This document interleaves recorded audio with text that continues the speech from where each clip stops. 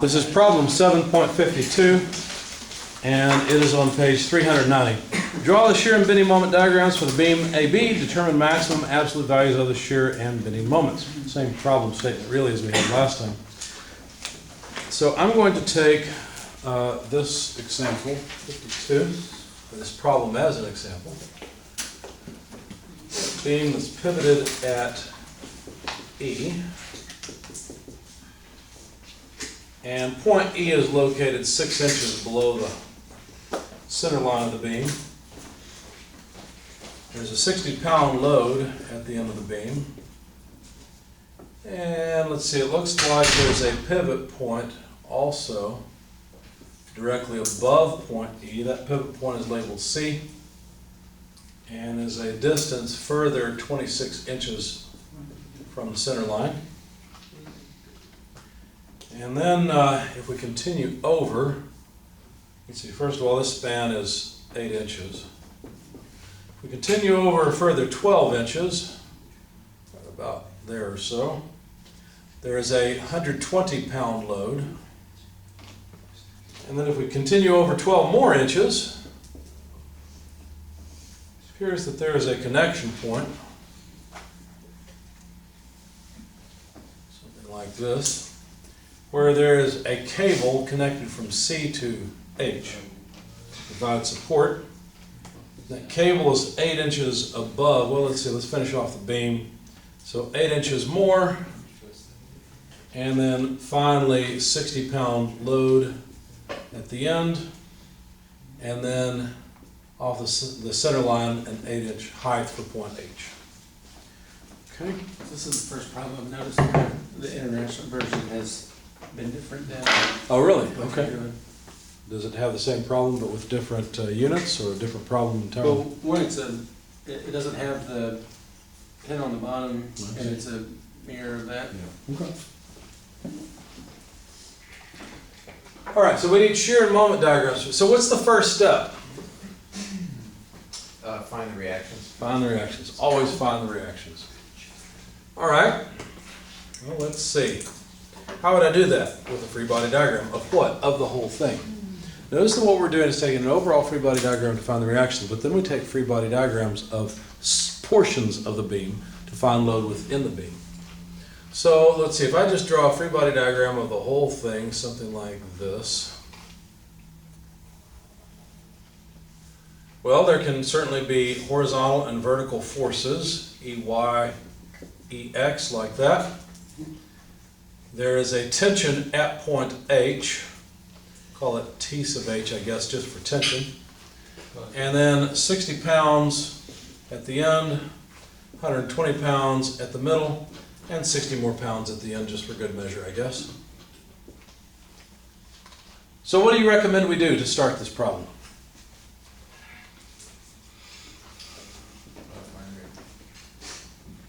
Well, that is the free body diagram.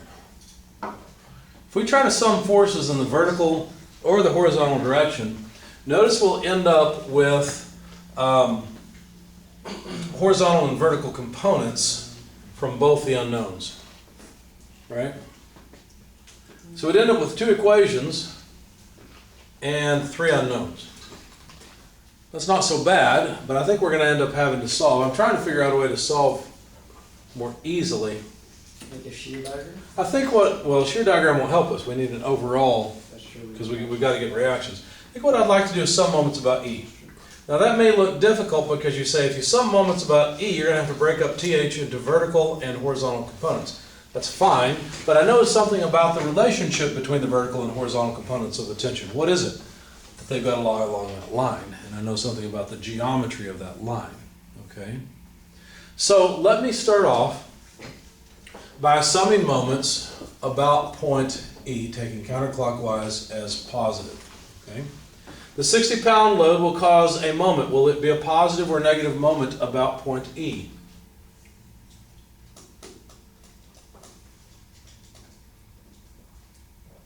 £60 load would be a positive moment. Positive moment, that's exactly right. Would its moment arm be an 8-inch moment arm or a 6-inch moment arm? It would be in, it'd be an 8-inch. 8-inch, right? Because the moment arm has to be perpendicular to the load. Right. So a positive moment of 60 pounds with a moment arm of 8 inches. Takes care of that load. How about the 120 pound load? Positive or negative moment about E? It's negative. Negative, moment arm It's length? 12 inches. 12 inches, exactly. So minus 120 pounds, let's be consistent, multiplied by 12 inches. So there's the moment of the 120 pound load. What about, let's skip TH for the time being. What about the 60 pound load? That's going to be 24 inches, so negative. 32, Negative 60 pounds. Moment arm was how much? I'm sorry? 32, right? I don't think it's 32. If you're not, if you're coming from east, so you've got 12, 12, and 8. Oh, you're right, it is 32. Yeah. I was thinking, I added those in my head and somehow got 22. 1 to 20 Yep, you're right, thank you. 32 inches. times, Except, wait a second, I forgot something. I skipped TH and didn't include it. Well, TH, let me break it up into vertical, let's just call it TY and TX. Okay? I realize it looks like two unknowns, but I already know something about the relationship between TY and TX. They have to add up to TH, don't they? In fact, they have to add up along a particular line. So let me add in terms for TY and TX, and then we'll figure out the relationship between TY and TX. So help me out here. TY, positive or negative moment? positive. Good. Moment arm? 24. Good. TX, positive or negative moment? Real quick, can we explain why the TY is positive? Pivot point here. If I push up this way, it's going to rotate counterclockwise. Okay, yeah, push up that way. Yeah. Good question. I'll throw it back on you for TX then. Okay. TX positive or negative? The moment of it. Be positive. That's right. Why? Because it's going left and the moment arm is going up and to the left. Well, it's because it would tend to cause a Yeah. positive rotation. And then it would also be 24. Wait a second. How much would its moment arm be? 24 inches. I don't think so. The force is in this direction. Yep. The moment arm then has to be in this direction. Oh, so it's 8 inches because it's 8 inches only gets us to here. Oh, We then go down it's to 8 6. plus 6, so it's 14. There we go. Okay, so it looks like we've got one equation and two unknowns, but there's a relationship between TX and TY. If I were to draw this triangle, point C is here, point H is here. Can you tell me the height of that triangle? Yes. Yeah, You say not at the moment, I guess. It's 26. No, not quite. It's 26 plus C to, 6. C to H. 18. 26 less 8, It's 18 inches. 26 minus 8. How about the horizontal spacing on this? 24. 24. Why do I need that? Because that's the angle, if we were to figure out this angle theta, that's the angle of TH. And TY and TX have to add up to that angle. Basically, TX and TY form a similar triangle to this one, with T on this side, or TH on this side. And that's the same angle theta, isn't it? They're similar triangles. Basically what I'm saying is that TY over TX, what would it be equal to? Forget theta for a second. Don't do any inverse tangents or anything. TY over TX, since these are similar triangles, must be equal to what? 18 over 24. 24. Everybody see that? It's really that simple. That is a true relationship between TX and TY.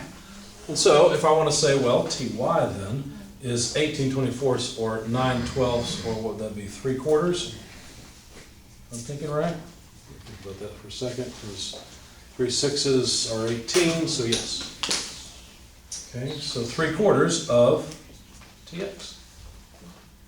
So, if I want to replace TY, I could do so with 3/4 of TX. Now we can solve for TX. So let's see, let's do a little bit of math in our heads, see if I can make a mistake along the way and confuse everybody. How's that?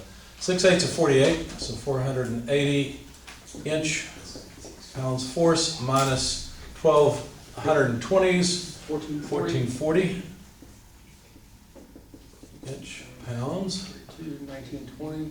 Is it 1920? Thank you. It says 480, right? So that's, yeah, I think so. Okay, 480. So 1920 inch pounds. And, 3/4 times 24. well, we don't want that quite yet. We've got 3/4 of TX plus TX. So that's going to be plus TX times 3/4 of 24 plus 14. These are all inches. Does that make sense? Because I'm taking 3/4 of 24 and adding it to 14, factoring out the TX. 3/4 of 24, well, what? 24 divided by 4 is 6, right? So 3 6s are 18. Wow. 18 and 24 is what, 32? Did I do all that right? That is amazing. I think. Yep. So, TX, let's see, if we pull it to the other side, well, I guess we just take everything else to the other side. So 1440 plus 1920 minus 480 divided by 32. Of course, TX is going to be pounds. I've dropped my units. I think that's it. Check myself on that 3/4 24. Yes, that's right. Is it? Okay. Thank you. At least according to my, Perfect. Thank you. not by me doing it in my head. Okay. So I guess 90. How much is it? 90. TX is 9? That's fine. You want to second that? Seems reasonable to me. I'll second that. Okay, perfect. So that's not really what we want. We want TH, right? Let's make some notes because that might be useful. TX is 90. TY, that'll be 3/4 of that, right? So 3/4 of that would be what, 22 and a half? No, 22 and a half times, 22 and a half away from 90. Just what's 3/4 of 90? 67.5. Thank you. Could we get TH? Sure, square root of the sum of the squares. 90 squared plus 67 and a half squared. What do we get for the total of TH? Move this up a little bit so it's not in our way.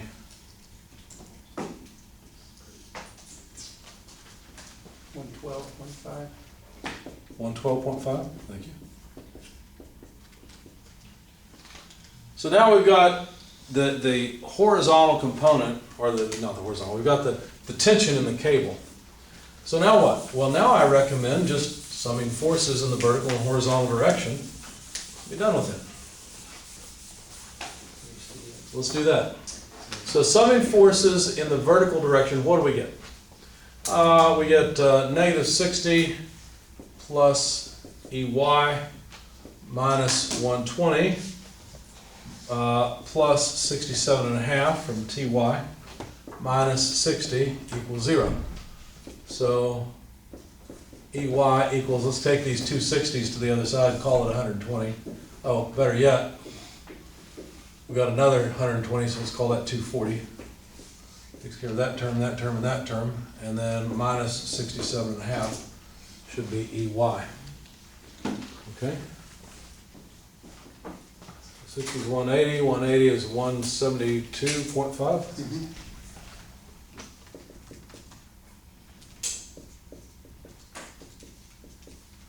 Obviously that's a point. There we go. How about EX? Well, summing forces in the horizontal direction is really easy because the only one is TX. So there we go. 90 pounds. Any questions so far? All right. That was the easy part. Summing forces for the whole free body diagram in order to come up with the reactions. All right, now we need shear and moment diagrams. I'm going to have to hurry up just a little bit because I'm running out of time.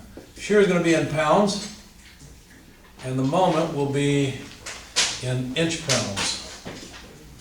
Let me try to do this without drawing quite so much of the beam. We'll put the end of the beam here, we'll make some length marks. Point E here at 8 inches. Well, point E is not really there, but that's the horizontal distance. Point H, somewhere over here. Didn't they give me more letters? I bet they did. Yep, I just didn't write it down. All right, so A, E, C, D is right here. E is here. F is, no, wait a second. I'm copying the wrong diagram. I'm sorry, guys. Let me try again. D, E, that's right. This is F here, actually. G is here. And B's out here. Okay. So E is 8, or better yet, D is 8 inches over. And then F is 12 more inches over. Let's see, let's get rid of that. F is, let's see, I'm trying to make this to scale. Let me try again. Let me figure out a total length. That's what, 20 and 20? Yeah, so at the center is going to be 20 inches plus 12, which is about there, is going to be 32. And then here would be 40 inches, and then right about there is 8, so that's point D, A, F, G, and B. Notice that what I'm interested in is the main segment. You could consider these little stubs, G, H, and D, E, as beams as well. However, that's not really what we're interested in. We're interested in the primary length, the main body of the beam, okay? So, if I were to make a diagram, a free body diagram of the left-hand side, cutting the beam, somewhere in here, I've got 60 pounds this way, and so shear would be a negative 60 pounds. Does everybody see that? So, let's see, I think the shear is going to have a pretty decent scale, so let's put negative 60 right there. And note that the shear begins at negative 60, and as I move along, the shear would remain constant, regardless of how far I go. Until I get to D, the shear is going to remain constant at negative 60 pounds. Like I said, I'm going to go a little bit faster now, so if you have questions, please stop me. There's no point in doing a lot of talking and you doing no understanding. Okay? And this year will change at 120. That's every class. Well, that's why I want you to ask questions. So the shear will change here by how much? By 172.5 pounds. Notice what I can do is I can look at the load diagram. Because of the sign convention, all I've got to do is get started and then look at what the loads do. This represents a change of 172.5. So how far up is that going to move me? Well, I'm at 60 or negative 60 right now. I'm going to move up by 172.5. That moves me up to 112.5. Make sense? So 112.5 is going to be about twice that distance, so maybe right about there or so. So this would be at 112.5 pounds. Excuse me.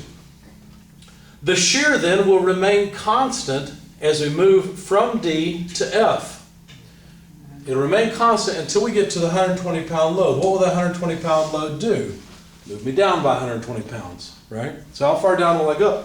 Sorry, excuse me. If I move down, sorry. Time for another cough drop, pardon me. If I move down by 120 pounds from 112.5, I'll be down at 7.5 or negative 7.5. Right? And then that will remain constant until I get to a point where there is a vertical load.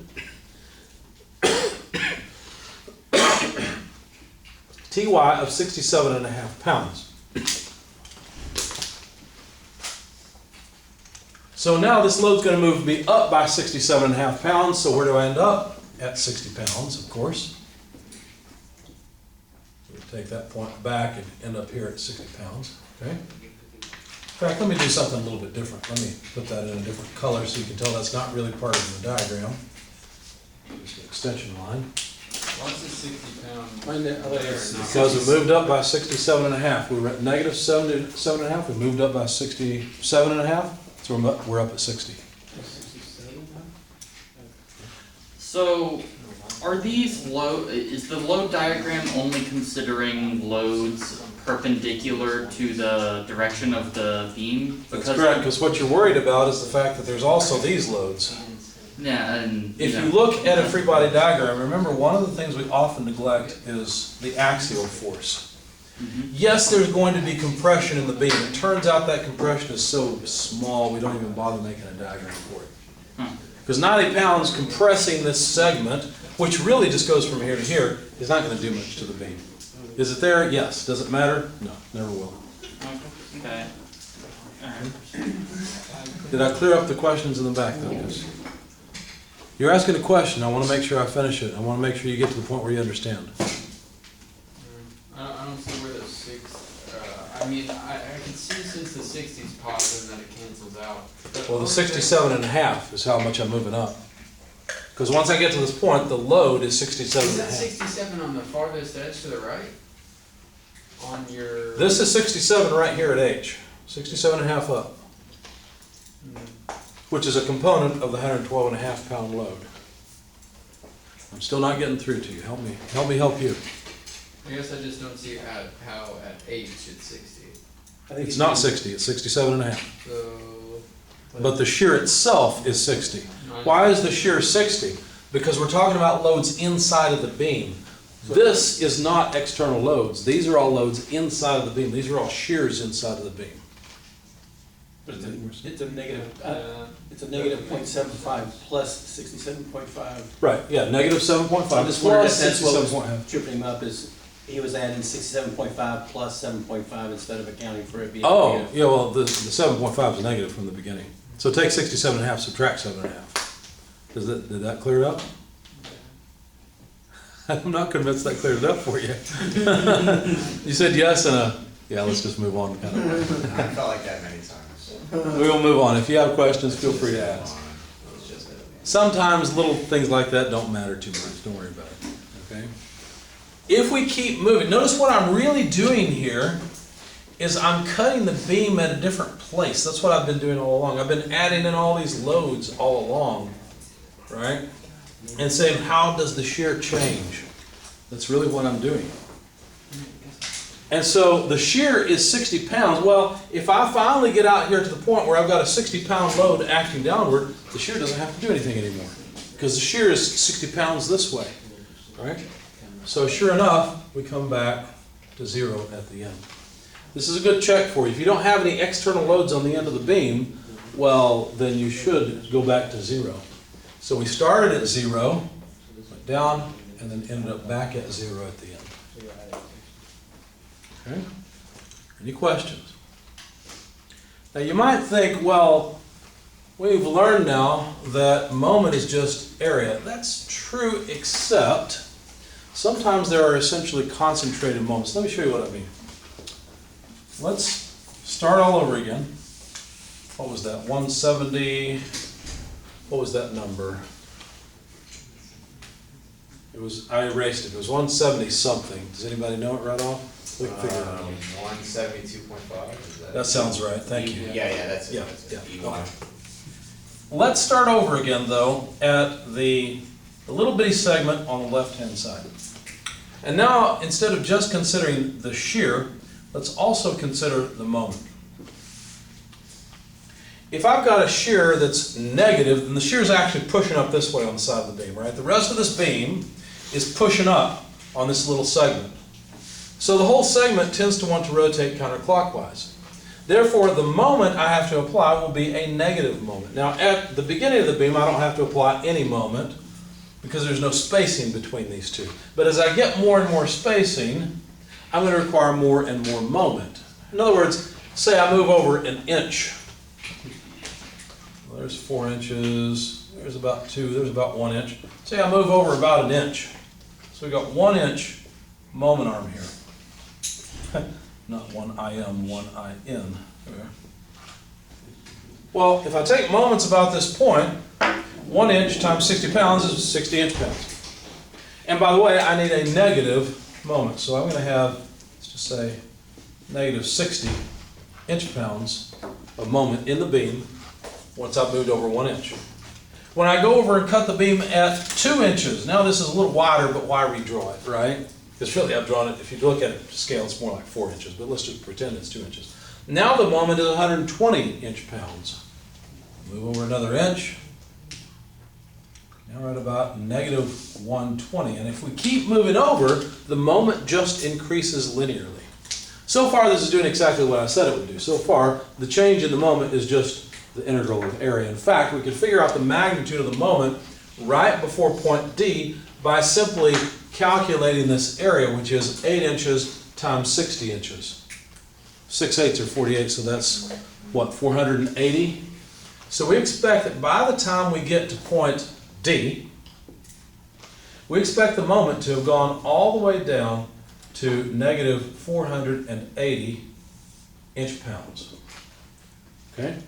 And you can see that if I move this over and cut the beam just before DE, then the 8-inch moment arm would require a moment of negative 8 times 60, 480 inch-pounds.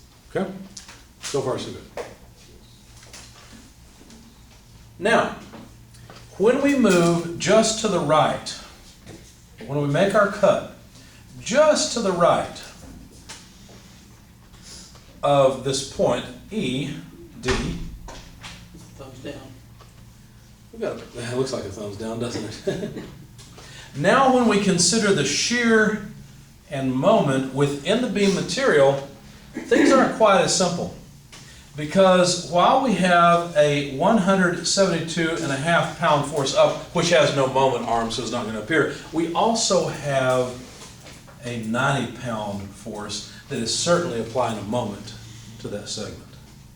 As a matter of fact, just from calculating the magnitude of the moment required, it's still going to be negative 480 because of the 8-inch moment arm and the 60-pound load and so on and so forth, no problem. But what is this going to do? Well, that 90-pound force has a moment arm of 6 inches, doesn't it? And it's causing a moment in this direction. That is a positive moment it is causing according to our sign convention. So plus 90 pounds multiplied by 6 inches. This is acting like a concentrated moment. 6 times 90 is what, 540? I think it's 540, isn't it? Because it's 9. That's right. 540 inch-pounds. And lo and behold, our moment actually has to be positive now, right? Let me be careful here. No, I should have the same sign.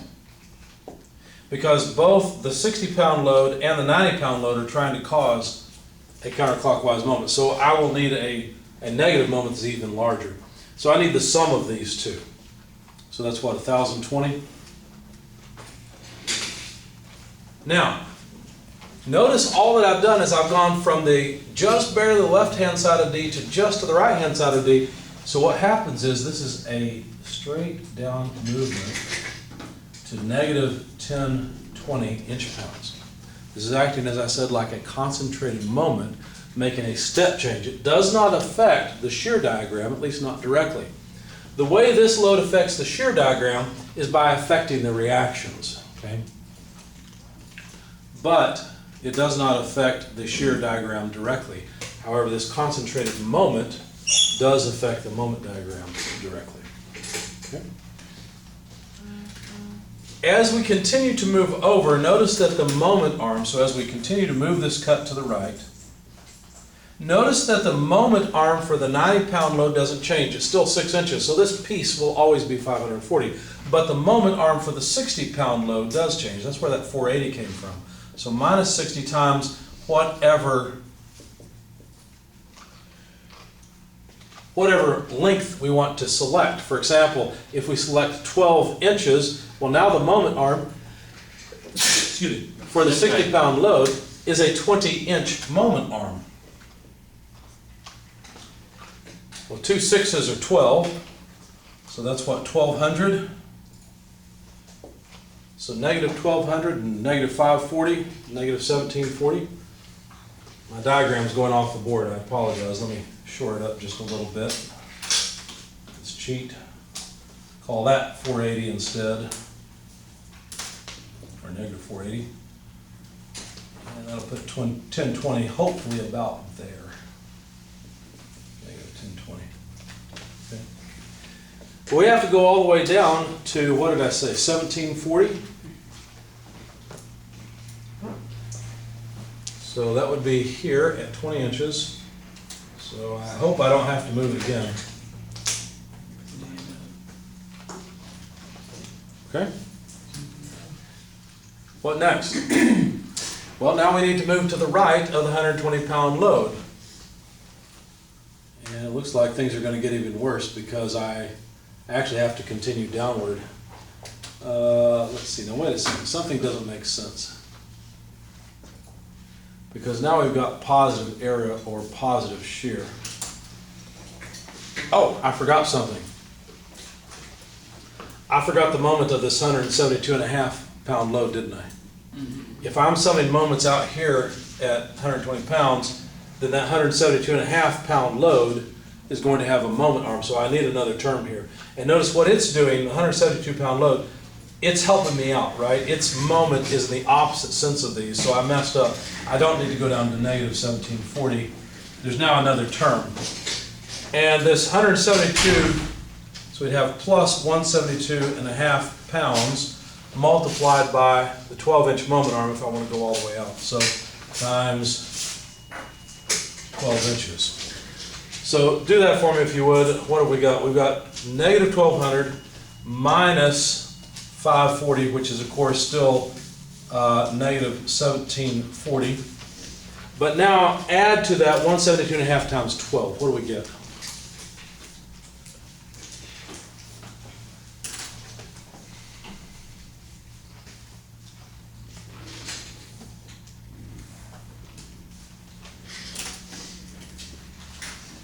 We may end up with a positive moment, and that's okay.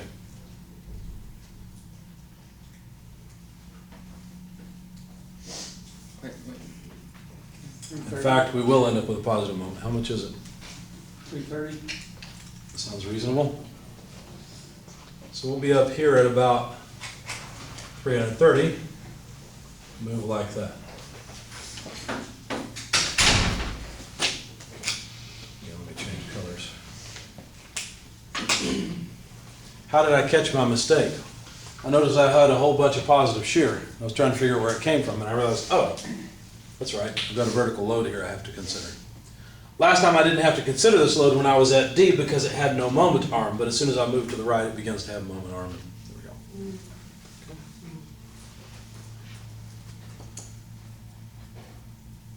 Notice that I did not have to consider, well, except I've still got the wrong number because it shouldn't be 540. Now I've got a moment arm for the 60-pound load of 20 inches. So I should have 20 inches here. Sorry guys, I'm used to just integrating the shear. So it takes me a minute. Let's try one more time. That number's wrong. 330 is still wrong. So 90 times 20, 2 9s are 18, so 1800. So negative 1800. So now what we need is negative 1200, negative 1800. That's easy. That's negative 3000. Wait, hold on. Why's the 90 getting bigger? Isn't that 6 inches from the times two? Oh, you're right. You're right. Maybe we're okay after all. You're right. I'm thinking that this is changing, but I did change it, didn't I? I changed that to 20 inches. Okay, we're all right at the 330. Never mind. I confused the moment of this force with the moment of that force. You're right. Thank you. You're right. That's not getting better. Good. Okay, so we should be okay then. We can check it easily. Let me show you how to check it. What's this area? 112.5 times 12 is how much? 112.5 times 12 inches is how much? 1350. Take 1350 and subtract 1020. Because that will represent the change in the moment. 330. 3:30, so it worked out, so we're okay. Good, good. Okay.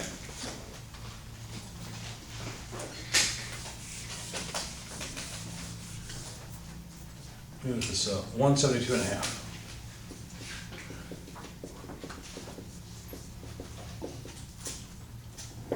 Okay. Sorry, I'm running over just a little bit, guys. We'll be done in just a minute. So the next thing to do is to consider a free body diagram past the 120-pound load.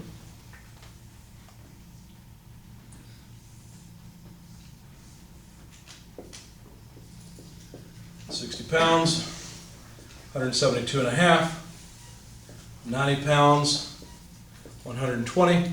And just so that we can do this reasonably quickly, let's go just before point G. Okay, so we'll figure out our moment just before we get to point G. Our cut will be right before G. Okay? So now we're going to have a moment arm of 12 inches for the 120-pound load. So let's see. That's going that way, and would need negative of that. So negative 120 times 12. That's the moment of the 120-pound force.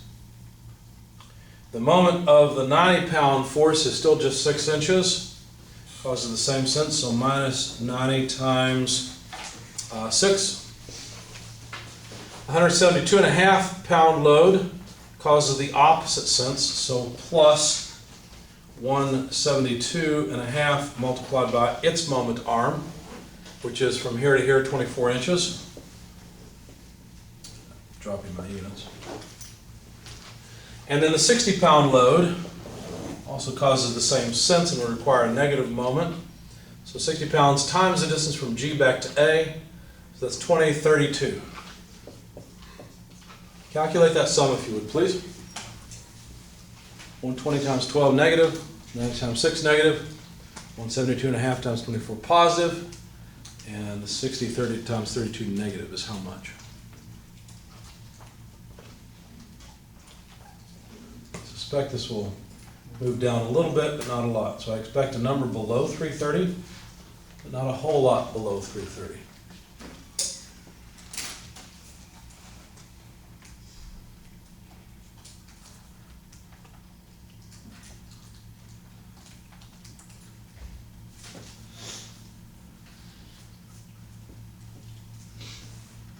I got 240. That's what I would expect, so 90 down. Yep, 240. You know how I knew it would be 240? Because I looked at this area and I realized that 7.5 pounds times 12 inches is what, 75 plus 15, which is 90? So I expected it to move down by 90. 330 less 90 is 240. All right? Now, there's one complication when we move past point G. When we move just past point G, now we have Ty and Tx. Let's be careful here. Tx has a moment arm of 8 inches. So if we're adding to our terms here, all of this is still the same. We've just moved barely to the right of G. Now we need the moment of Ty, Tx. Well, Ty is right at G, so it has no moment arm, but Tx has a moment arm. And since moment this way is positive, well, Tx is going to require some negative moment, so minus Tx, which is 90 pounds, times its moment arm of 8 inches. So whatever you had a minute ago, all of this was 240. Just subtract 90 times 8. What do you get?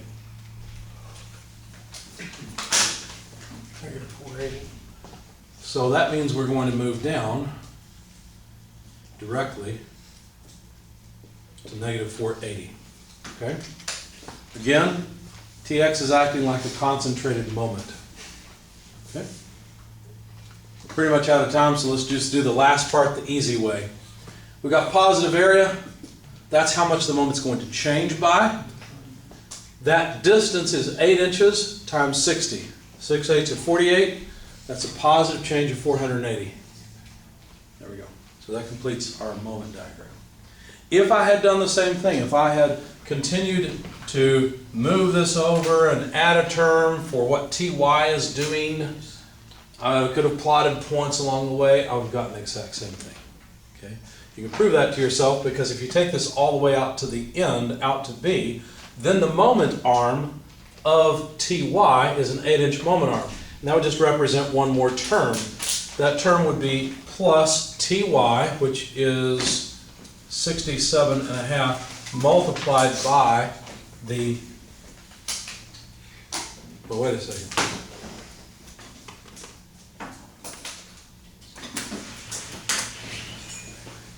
What am I doing wrong here?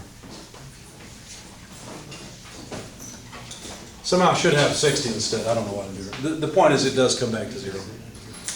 And the nice way to do this is just to integrate the shear to get the moment. You have to be careful with that. Notice that if there's anything that causes essentially a concentrated moment like these horizontal loads, you have to remember that and include them in the moment diagram. Otherwise you won't end up at 0. Okay? Questions, comments? All right. Question Go ahead. Sure. for me, just between the Yeah. two examples we did. The reasonable previous is example- that in The previous example, Yeah. when you were doing the moment diagram, Oh, you were okay. doing, If you have time to drill it, I'm going to do that. Left hand side. Yeah, now I'm it's going where, to get food and do things you were doing the well. resultant of the span. Whenever you have time, So you wanna drill that the out. span being, let's say 1 meter, we were doing, Well, that's because we had distributed loads. oh, there you go. That's the point. Okay. It's not distributed loads. When was it you knew to switch between your relative positive and negative moments to your actual axis? Depending on what I was doing, what you're asking is about sign convention. If what I wanted to do was make a point on a shear or moment diagram, then I used my sign convention counterclockwise on a left-hand cut facing positive, clockwise on a right-hand cut facing positive. That sign convention only refers to these shear moment diagrams, nothing else. If I wanted to actually sum moments in accordance with an XY coordinate system, then I just use counterclockwise. Okay. You get the same result, actually.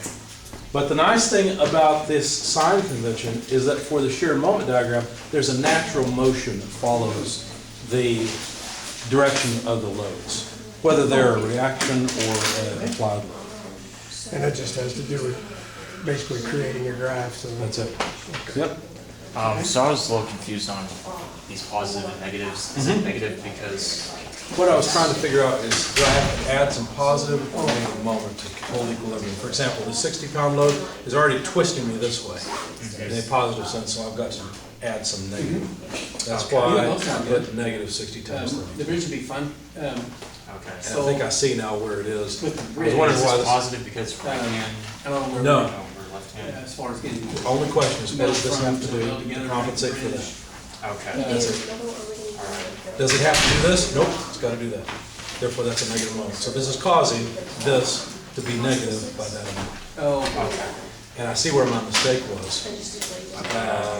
At the end here, 57.5, that 60-pound load is going to have a different moment. Okay. So I've got to reconsider the moment arms. Okay. Yes, no problem. yeah.